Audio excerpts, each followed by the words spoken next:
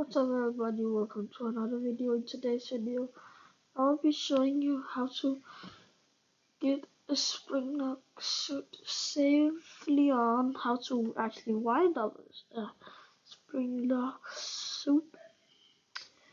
So yeah, let's just get right into the video. So first you want to put the spring lock on that and wind that up. So now as you can see, your leg can then be in there. Then put the spring lock in the stomach.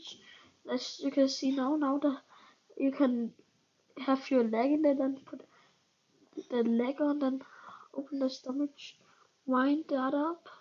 See, now you can have your stomach in there. Close that. Close there. Then you can put the head on.